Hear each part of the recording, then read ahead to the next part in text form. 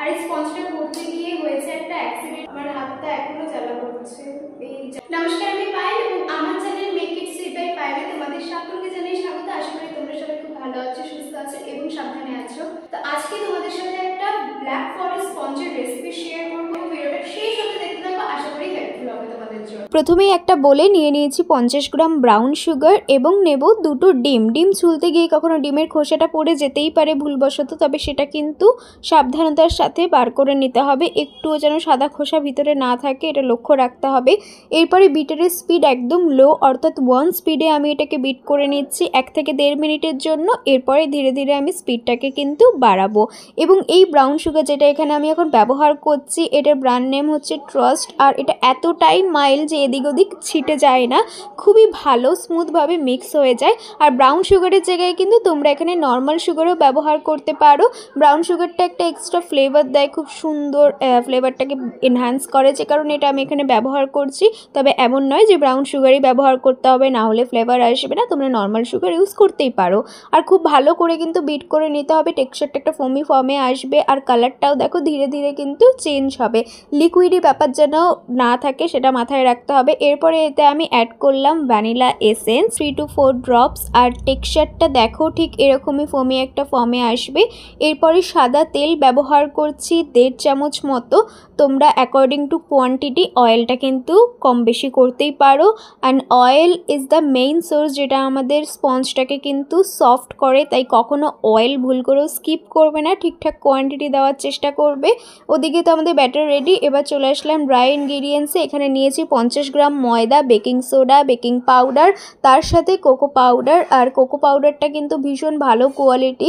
আর যেহেতু আমরা এখানে ব্ল্যাক ফরেস্ট করব, তাই একটু ডার্ক কালার তো আসতেই হবে। কোকো পাউডার একটু বেশি কোয়ান্টিটি ব্যবহার করেছি। তো এবার খুব ভালো করে কিন্তু ড্রাই ইনগ্রিডিয়েন্টসগুলো চেলে নেবো। আর ড্রাই ইনগ্রিডিয়েন্টস যখনই তোমরা অ্যাড করবে চেষ্টা করবে হাফ হাফ করে মেশানোর।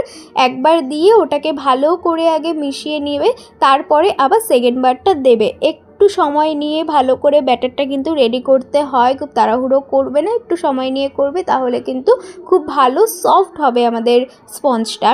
তো আমি এখানে দুবার চেলে নিলাম খুব ভালো করে, এবং মিশিয়ে নিতে হবে সমস্তটা, যেন ভিতরে কোনো রকম লাম্পস না থাকে, ময়দার দানা না থাকে, সমস্তটা কিন্তু খুব সুন্দরভাবে মেশাতে হবে। এবং এই পর্যায়ে মনে হচ্ছিল যে কালারটা আরেকটু ডার্ক হলে ভালো হবে, যেটা বললাম ব্ল্যাক ফরেস্ট যেহেতু স্পঞ্জের কালারটা একটু ডার্ক হলে ভালো হয়, চকলেট কালার হলে এই কালারটা ঠিকঠাক ছিল।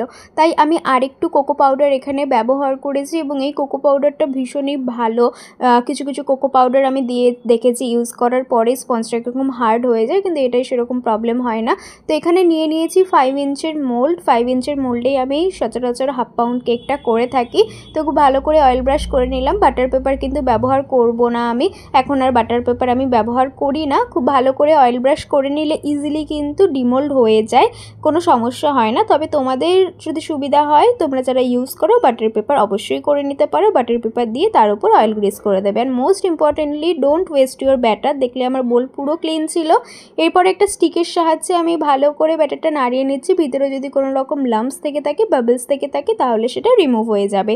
এরপরে 180 ডিগ্রিতে আমি এটা 30 মিনিটসের জন্য বেক করে নিয়েছি।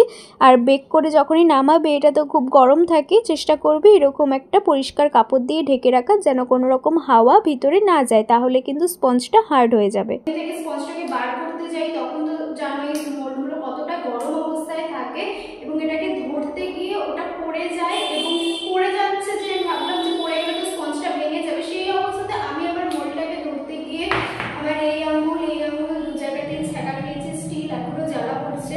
কিন্তু যাই হোক, গরম যেহেতু ধরতে পারিনি, মোল্ডটা টেবিলের উপর পড়ে গিয়েছে।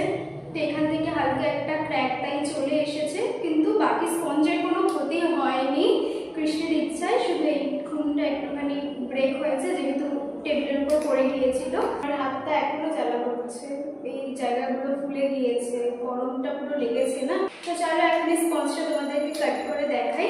ওই হাত নিয়েই কাজ করছি, তোমাদেরকে তো দেখাতেই হবে। দেখো এইখানে একটা হালকা ক্র্যাক মতো এসছে, তবে ভাগ্য ভালো যে ভেঙে যায়নি। এইবারে দেখো আমি কিন্তু বাটার পেপার ব্যবহার করিনি, তবুও কত সুন্দর ইজিলি কিন্তু ডিমোল্ড হয়ে গেছে। আর মোল্ডটাও তোমাদেরকে দেখিয়ে দিলাম, কিছুই কিন্তু লেগে নেই।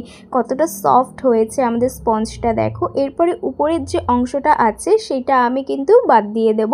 অনেক সময়তে কেক করতে গেলে এই যে উপরের অংশটা কিন্তু অনেকের ক্রাঞ্চি ব্যাপার আসে, তো সেক্ষেত্রে এটা বাদ দিয়ে দিতে পারো। আমারটা যদিও ক্রাঞ্চি হয়নি, তবে আমি এটা এমনি বাদ দিয়ে দিই কখনো কখনো। এরপরে আমি এটাকে 3টে লেয়ারে কিন্তু কাট করে নেব। আর কালারটা জাস্ট দেখো যে কতটা সুন্দর ব্ল্যাক একটা কালার এসেছে, পুরো ব্ল্যাক ফরেস্ট কেকের স্পঞ্জের কালার এসছে। তো এরকম ডার্ক স্পঞ্জটা আমার ভীষণ ভালো লাগে। আর এই কোকো পাউডারটা আমি হাইলি রিকমেন্ড করি, JB800 ব্র্যান্ডের কোকো পাউডার। এটার দামও অনেক বেড়ে গিয়েছে, এখন 1700 টাকা কিলো। সো এই ছিল ব্ল্যাক ফরেস্ট স্পঞ্জের রেসিপি। আশা করি তোমাদের জন্য হেল্পফুল হয়েছে। তোমরা অবশ্যই রেসিপিটা ট্রাই করো এবং আমাকে কমেন্টে জানিয়ে তোমাদের স্পঞ্জটা কেমন হলো। আর এটুকু আমি কথা দিতে পারি, আমি যেভাবে দেখিয়েছি সেইভাবেই যদি তোমরা ফলো করে স্পঞ্জটা করো, ঠিক আমার মতনই কিন্তু ব্ল্যাক ফরেস্ট স্পঞ্জ তোমাদেরও হবে।